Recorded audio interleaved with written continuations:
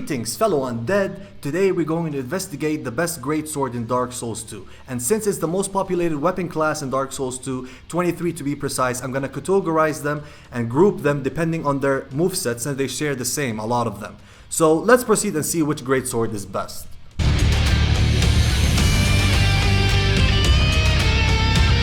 So our first category of greatswords. These greatswords all share the same moveset in this category.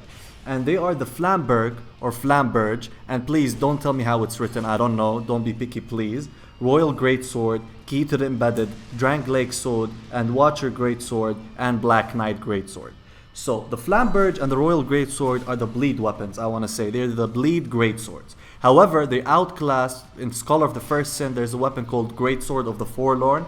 It definitely outclasses them. However, if you don't have that weapon or Scholar of the First Sin, these are the go-to for your bleed. I definitely prefer the Flamberge. It's swag, so good. Now the second weapon is Key to the Embedded. This weapon is very unique and I love it. It reminds me of Kingdom of Hearts or Kingdom Hearts. And the good thing, it's one of the best early weapons in the game. It doesn't get upgraded. It scales with dex, and it's one of the best weapons, or sorry, like you can say one of the best candidates for using Rob Flynn, aka Ring of Blades +2 and Flynn Ring together with this weapon. It will exceed, it's very good, and it has the highest counter strength of any greatsword, which is 150, so it's like a freaking greatsword katana hybrid. The Watcher Greatsword is one of the best weapons for Row Path, definitely one of the best weapons. And Black Knight Greatsword is the flame, you can say it's the greatsword that has physical attack and fire damage. So, and it's one of the best ranges of the greatsword. The moveset on this category is definitely one of the better ones, definitely. It's much more varied and has more range, and the moveset is just more friendly. That's it, really. I love the moveset on these weapons. They're very good, and try them out. And yeah, let's proceed to the next category.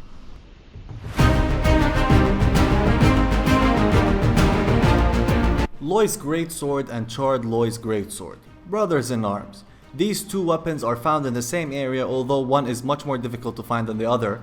And both of these weapons have an exclusive two-handed attacks that are just exclusive for them. And in my opinion, hands down the best two-handed movesets of all the greatswords. Hands down. For me, they are just the best. When you're two-handing these beasts, they are so good. However, their roll attacks and backstep attacks are different, and their scaling is different. The Loy's Greatsword focuses on thrust attacks, so all the rolling attacks are thrust, which I think is two-handed and one-handed are the only weapon that can do that in the Greatswords. And the Charred Greatsword is like, it goes horizontal attacks from the roll attacks and backstep attacks and all that, and it's still good. One is for thrust and the other is for, you know, wider radius, thus maybe catching your opponent, you know, higher chance to catch your opponent. Now the difference in scaling is the Loy's Greatsword, first of all, it requires 25 in strength and 28 in dex. 25 in strength is for nothing. Literally, you get no damage. It's just E-scaling in strength. So it's a dex weapon, which is good, guys, which is good. That means it scales from one stat. The Charred Loy's Greatsword has D in strength, B in dex, and D in fire. So it has also innate fire damage, which makes it unique and much more difficult to make a build on a 150. But definitely both of these weapons are amazing and top-notch in my opinion. Loy's Greatsword, I think, is the most difficult greatsword to get in the whole game because it's a very long journey to get it. But both of these are amazing. They excel in the moveset and they're swag, man. Look at them. Look at them. Like, you can't see these weapons and not try them out, really.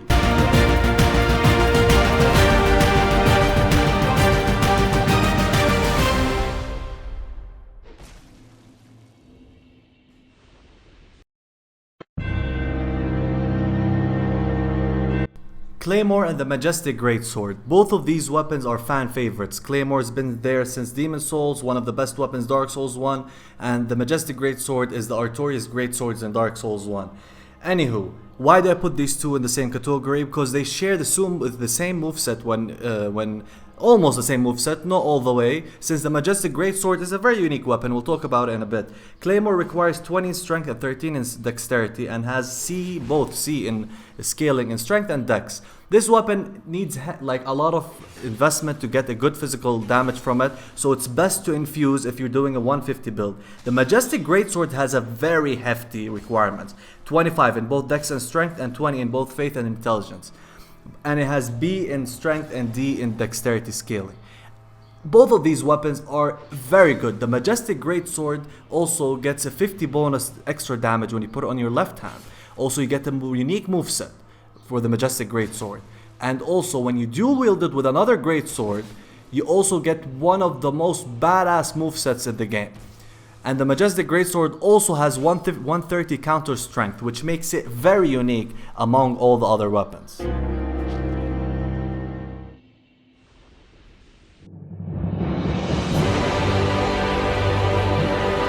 Macedon Greatsword, Blue Moon Greatsword, Old Knight Greatsword, and the Dragon Greatsword. All these weapons share exactly the same moveset, and they have, each one is a bit different from the other in terms of scaling. However, I don't recommend using the Macedon Greatsword. It weighs a ton and has 100 counter strength for some reason, and it's not that good. It's just not that great, like comparing to other weapons. The Black Dragon Greatsword is one of the better weapons in this category, since you only need the exact requirement to use the weapon, since it doesn't give you extra damage because it has no scaling. So you infuse it with Raw and just put that Ring of Blades +2 and maybe the Flynn Ring, and you get a very good weapon. Or infuse it with an element also and buff it. Still very good. The reach on that thing is very, very badass. This is what makes it different from the other ones. Macedon Greatsword, with all the weight and all that, is still bad in range. The Blue Moon Greatsword is also like the Black Dragon Greatsword. It's better to do it Raw Path.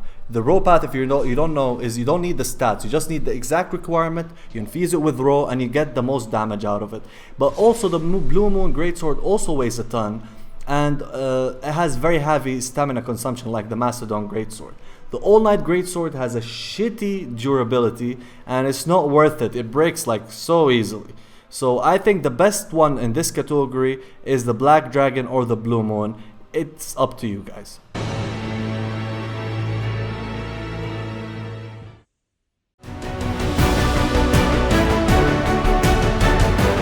Moonlight Greatsword and the Defender Greatsword. Why do I put these two together? Because each one has a very unique moveset that no other weapon has. Although the Defender Greatsword takes its moveset from different weapons, the Moonlight Greatsword has a different moveset, and actually its 200 R1s are the only one that it can do it on a Greatsword. And you can do it also with one of the Ultra Greatswords. But both of these are the best in their respective school of magic. So the Blue Moon... Why do I keep saying Blue Moon? The Moonlight Greatsword is the best for intelligence builds, and it's the only weapon in the game that has pure magic on its attacks, no physical damage. That was also the case in Dark Souls 1, which makes it a hit or miss. It might obliterate people who have low intelligence defense or low magic defense, or it can do very little damage with somebody who's using high intelligence and maybe also great magic barrier, which defends against elements. The Defender Greatsword is definitely one of the hardest hitting greatswords in the game, and actually it's one of the only weapons that they actually raised its weight. They nerfed it. It used to weigh 8, I think, and now it weighs 12, and they nerfed it so strong that they nerfed it. You know, that says a lot. The Moonlight Greatsword was the best weapon in the game in release. It was so good that it puts Chaos Blade and Ice Rapier and Wind Blade in its pocket. It was so OP. They nerfed it very quick. That's why not many people know about it. But the Defender Greatsword, in my opinion, has a very bad moveset. I don't like its moveset. It has good reach, but having a fast weapon with it is a must. It's just difficult to hit people with it. I don't know why. The Moonlight Greatsword is good all around. Has special R2s that does a projectile magic damage. Very cool, amazing, and practical.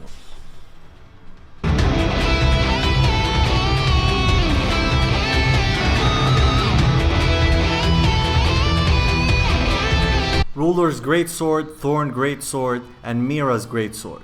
All these weapons share exactly the same moveset, although the Thorn Greatsword does have a projectile on these attacks, lightning projectile, However, the Thorn Greatsword is outclassed from the Defender Greatsword. Especially the Defender Greatsword has the hardest hitting R2 in the game, maybe one of the hardest hitting R2s in the game.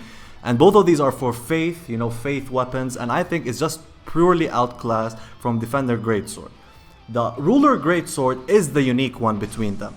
The unique the Ruler Greatsword, you get it from Vendrick Soul, and it scales with your souls, which is unique. You know, it's the only weapon that does that. I don't know why I'm talking that way, but yeah, you have to be at least 300,000 so you don't get negative damage, and all the way to 1 million. You get the best damage when it's 1 million. Although I'm not using that in the clips here, it's still very good weapon. Very good weapon. Although it has a bit high requirements, when you buff that thing, it's one of the hardest hitting weapons. But the moveset is definitely lacking.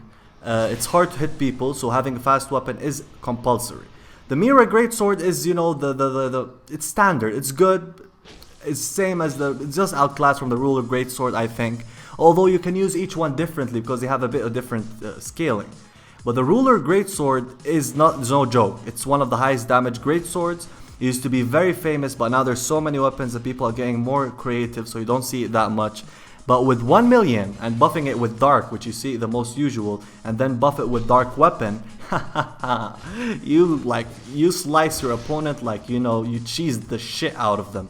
It's very hard hitting, although it doesn't surpass the Watcher Greatsword and the Defender Greatsword when it comes to damage. Both of these do like much more than the usual Greatsword, but still very practical. And the Thorn Greatsword, as I said, the lightning on it can be cool, but it's still, as I said, it's outclassed from Defender Greatsword. Although, you know, if you want to, you know, like cosplay the Mirror Knight, you can use the Thorn Greatsword. And you know, it has the Ruler Greatsword, also the name, like you can cosplay the name, Ruler's Greatsword, very cool name. And when you go, like when you're very high level and you want to fully scale the Ruler Greatsword for physical damage, like when you're level, let's say 400 or 500, like extremely high levels, I'm saying, it's definitely the hardest hitting Greatsword. One of the, like, I don't want to say the hardest hitting, but definitely it's up there. So I think that's all the Greatsword. So let's see who wins.